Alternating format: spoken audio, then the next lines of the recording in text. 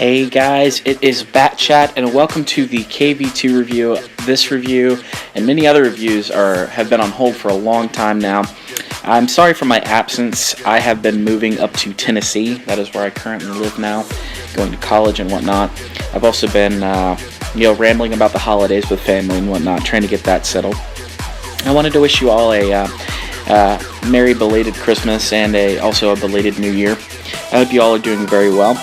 We're going to dive into this KV-2 review, and hopefully I'll have some more content out a little bit later in the week as well. As far as the KV-2 goes, it doesn't have enough hit points to withstand one HE shell from another KV-2. The best place to shoot it would probably be right under the gun, where the armor, as you can see, is not very good. The armor makes this a mid to short range tank, and it doesn't do very well in brawls. Moving on a little bit, the weight and the power to weight ratio because of the engine power make it very poor when it's traversing, but it can actually get up to a pretty decent top speed once it is going along the flat. With that traverse speed and the turret traverse speed, it makes it really terrible to use. As you can see, standard shell damage is great, shell pin is alright. My rate of fire is up from where it used to be because I use the tank gun rammer, and my aiming time is quite a bit shorter because of the fact that I use the gun laying drive. But here's where the KV-2 shines. The high explosive rounds have 86 millimeters of penetration with 960 average damage. And that is enough to one-shot a lot of light tanks in Tier 6 and Tier 5 and sometimes even Tier 7. And that's the kind of thing that is going to get you a lot of kills and make people fear you on the battlefield, are those high explosive rounds. I wouldn't recommend carrying any normal AP because of the really poor penetration. I would recommend only carrying advanced AP. I take camouflage on this tank because I like the way it looks. I don't really like the way the standard KV-2 looks. You can use any type of camouflage you like. But I prefer some kind of thing on it to make it look a little bit better, considering I drive it quite often because it's enjoyable and it's a stress reliever. I use both repair kits on this, and I also use the adrenaline consumable. I find that using the speed boost is quite a waste of time considering how poor the traverse speed of this already is, and if it's in a jam, it's not going to be able to get out of that jam with a speed boost. So if you're looking for something other than an adrenaline, I would recommend carrying a fire extinguisher, considering this does catch on fire from high explosive rounds quite often, especially against other KV-2s, and that could save you in a pinch. I carry both rations. As you can see, the rations do a lot of good for the KV-2's gun. I would not recommend, like I said, carrying both fuels because, as you can see, both fuels, they don't add a lot to the gun. It takes quite a bit away from the gun stats, actually. So I'd recommend carrying both rations and carrying one improved fuel. You can carry that repair kit if you would like. Here's the point where I think everyone should take note. You should take a lot of HE, and you should take a few advanced AP and no standard ammo at all. I know it might seem quite costly, but you need to be able to pin the shots you're hitting. HE is going to be good against heavy tanks that are a tier higher than you and hull down, or anything that's lightly armored, so you're going to want to take a lot of that, because even hitting a heavily armored tank a tier above is still going to do anywhere from 300 to 400 damage just off the splash, which is quite significant for the gun. I would recommend carrying the ventilation class, the large caliber tank gun rammer, and the gun laying drive, considering you're going to want the gun to be the main focus of this tank and not the mobility, the armor, the spotting range. The spotting range is already abysmal. Spotting range is something like 247 even with the vents, and so you just don't want to work with that very much at all. You don't want this thing to be a spotter. You want this thing to be the support tank for the allies when they get themselves in a jam. So with all that being said, that's how I set up my KV-2. So let's move into a game. The first game we have here is on Desert Sands. As you can see, we're in a Tier 7 match, and I am platooned with a friend of mine from Atlas. His name is AKA Tank Dominator. Shout out to him. So, what are we going to do? We are going to move out into dunes, and we're going to let other people spot for us. We are going to be the second line of attack, the ones that, while enemies are spotted, we carefully move up and get some aim, then pop out and do damage at that point. Like I said, the KV-2 is going to be one of those tanks you're going to want on the second line. It's not a heavy tank like a KV-3 or an IS. It doesn't have some incredible mobility or ability to bounce armor reliably. You can get a fair few amount of bounces in Tier 5 and potentially some in Tier 6, but when you start facing Tier 6 heavies or Tier 7 heavies, God forbid, even the Tier 7 mediums and lights can tear this thing apart. It has very weak armor. I think the only place where you're going to do any good is hold down this thing, very far hold down. You're going to even have to be hold down below the gun, because below the gun is a weak part of the armor as well. I think it's only around 60 to 70 millimeters of armor, and that can be pinned quite easily by HE from pretty much anything, especially a KV-2. I've one-shot many KV-2s using that method.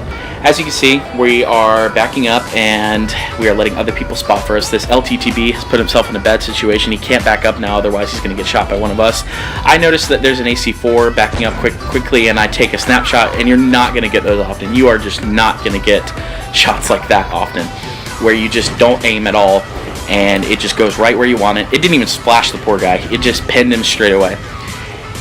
You'll get shots like what's coming up quite often. You see the Dracula's trying to shoot me, and I'm in quite a bit of a pickle here. I got a Helsing, but my friend clips the Helsing a little bit. I switched to AP here because the Dracula is quite a pain to pin on the side, but it just kind of goes shells. And sometimes that can happen because the shell velocity on these big 152 millimeter shells are actually quite bad. So you can quite often find yourself missing a shell from long distance, or just not pinning something you should, or it just misses completely and hits like rubble like that did. And it's unfortunate when that happens, but the whole point of the KV-2 is positioning. If you position yourself well, it gives you the chance to fall back and then reload, which makes you more effective than anything else.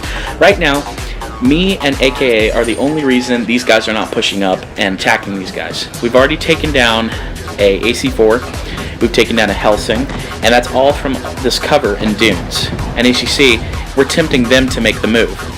Right here, I'm going to focus the Dracula because he's my main attention and he's fast, and I don't want him to flank us anymore, so I'm going to use HE. HE obviously splashes for a good amount, especially on weakly armored mediums like him. As we're moving on, there are 3 tanks left, 1 low health LTTB, a full health KV-1S that is sitting in spawn, and a full health SU-12244. And the 12244 for some reason did not help his allies at all. As you can see, I like to take a lot of pot shots in this tank though. Sometimes they work, sometimes they don't, but as Wayne Gretzky once famously said, you miss all the shots you don't take. So shots like this, where I could have potentially hit the SU for 400 damage, I do try to take, and I back up so I don't take a bunch of damage just unnecessarily. AKA goes down there, a little bit unfortunate, but nothing I could have done about that to protect him from it. At this point, the KV-1S is low enough health that he is one shot for the Pramo rounds, so I go ahead and put one into him. Now, I'm trying to be greedy a little bit here because my average damage in this tank is going down considering platooning. You will lose a lot of damage to platoon mates, especially if they're using another KV-2. You'll see that later on. This tank has great solo carry potential, but I thought I could pin the side of the SU, but apparently not. So we end that round off with a pretty good score, unfortunately losing our platoon mate in the process. But yeah, you lose a lot of average damage in this tank if you platoon. It carries really well when you're playing solo. My average damage was 1900. I think it's dropped to 1875, I believe. As you can see, not great damage there. Not, incredible. It's just somewhere around 1900. When you go solo in this thing, you can usually average around 2000 and up. That's what gives me a decent average damage, is me just soloing in this tank. At this point, we're facing another Tier 7 game, but with 2 friends of mine from Triari, so shout out to them. Hope they're having a good day. Unfortunately, we have to face them this game, but hopefully they'll be on the green team next time. So, my plans here. We do not have any sort of medium force, so I'm going to go into the middle and wait for one of our morons to suicide spot the enemy mediums. And once that happens, me and AKA will take full advantage of the spotting and then be able to damage them accordingly. I'm telling the VK to fall back because I obviously know, and you can see the team comp, there are 5 really fast tanks on the enemy team. And we don't want to get caught out like that. So, I'm sitting here and I am waiting for opportunistic shots. However slow they may be, this is how you have to play this tank. Because if you are spotted, you are very slow, you are very weakly armored, and you can get taken advantage of by enemy mediums very easily. The Type 62 Dragon doesn't even need to fire any kind of gold round to penetrate you. He can just simply track you, and then the rest of them can fire their gold rounds and basically kill you very easily. As you can see here, the Triari boys are sitting there, and they're doing the right thing. They're not pushing over at the moment. I'm taking a speculative shot to try to kill that T-71, but obviously I missed. Haven't got any good blind shots since that last one that I got like a month or so ago. But I'm waiting for a silly medium to poke over and then give me a shot into him. We still haven't been spotted, which is key here. This is what I'm talking about. Haven't been spotted, get a good shot, no pin on the A2. A2 is very hard to pin, especially even from the side. It's just one of the better Shermans in my opinion. But no pin there, just damage. And then AKA hit him as well for another 300-ish damage.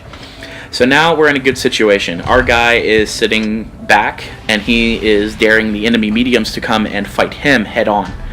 So what we're doing here is we are waiting for them to poke. As you can see, the T-71 does poke, and I am able to put a shot and end him right there.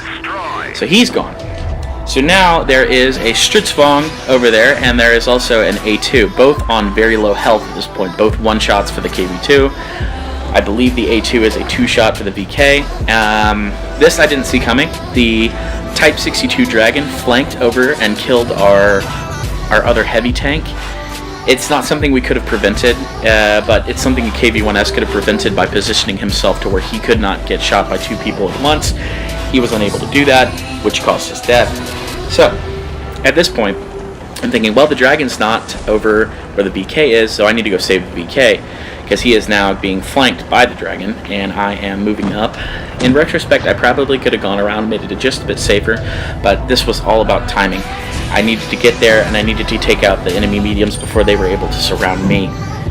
I got very lucky with the shot here, basically clipped the A2's turret, made him a 1-shot for me. I got hit once by the dragon, as you can see, no side armor to speak of with the KV-2. So, I'm moving around, and I'm going to be trying to hit the A2 as he runs away. This is the crucial moment because we're trying to thin out their numbers so that we don't make it a fair fight, because making it a fair fight in KV-2 is exactly what Russian tanks aren't about.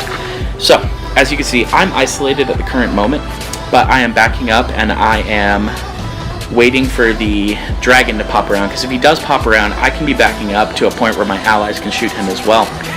When I realize he's not coming, I am pushing forward to help AKA press into the enemy team. As you can see, we have a lone tank destroyer over by Cap. I told him, since he's being useless, that he needs to just go ahead and cap.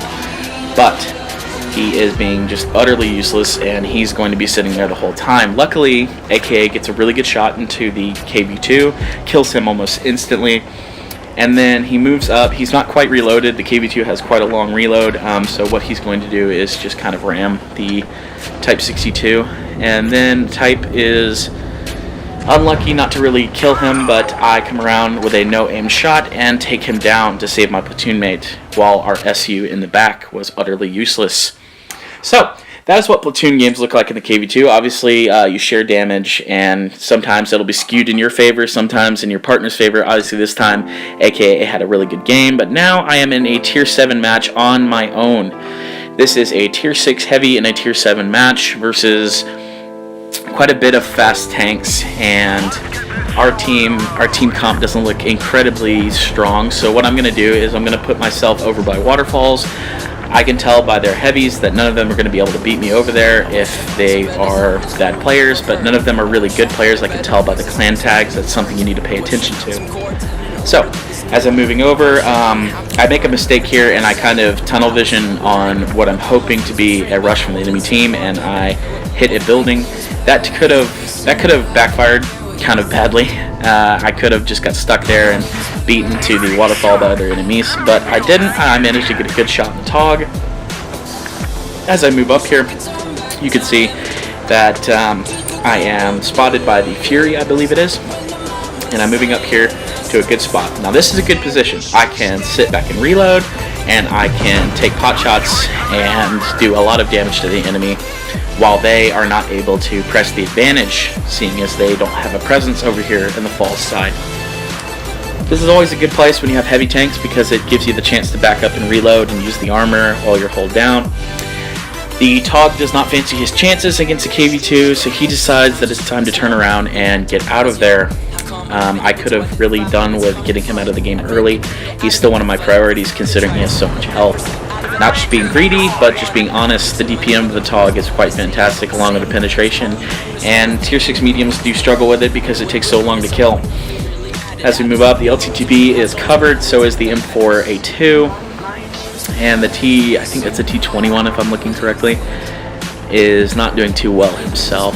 So, my priority is to get behind the enemy team, so I am going straight for that Tog.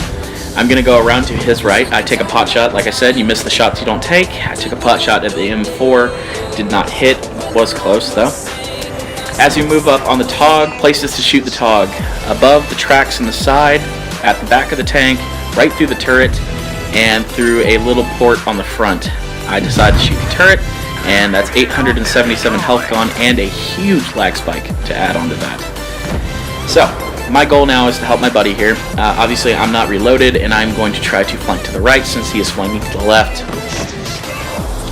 Like I said, KV-2, quite a slow tank, and sometimes you just aren't able to get to your friends in time. The guy I'm trying to kill moves out of the way. The LTTB is just a little too fast for my bullet. So I am going to angle against the tank approaching me, and he is taken down by my allies. Right now, my priority is not the KV-1S, it is the LTTB. He is fast, he's got a good gun, and he can outspot me every single time. So, my goal is to flank around while my allies are providing targets for him in order to take him out. He's obviously not that great a player, considering he's not backing down. He ends up taking a bit of damage here, which is a bit clumsy, I feel, on his end. He could be taking this engagement to range, which I believe light tanks should. So he ends up becoming a one-shot to everybody, and I just kind of finish him off when I'm rolling by. Again, lucky shot. You're not going to hit those kind of things on the move often. Most of the time it'll derp into the ground or just completely miss in general. As I move up to kill the KV-1S, a side target from a heavy tank like that is going to be very difficult depending on the HE. So, I wait until I'm back here. Unfortunately, my allies start putting shots into him, so I switch to the Pramo rounds and end him. That is a very average game that you will have solo in the KV-2. As you can see, amazing tank. It has got the potential to carry many, many games. I think the top damage I've had in it is currently around 3,600, but I could not find a good game to have it in this weekend because of the Christmas noobs. And again, guys, I did want to wish you a Merry Christmas and a Happy New Year. If you have any other tanks you'd like me to review, like the KV-2, any kind of heavies or anything, just let me know. I will get around to it as soon as I can. I really hope you enjoyed this review. If there's anything you'd like me to know, leave it in the comments. Make sure to like and subscribe. This is BatChat, and I am out.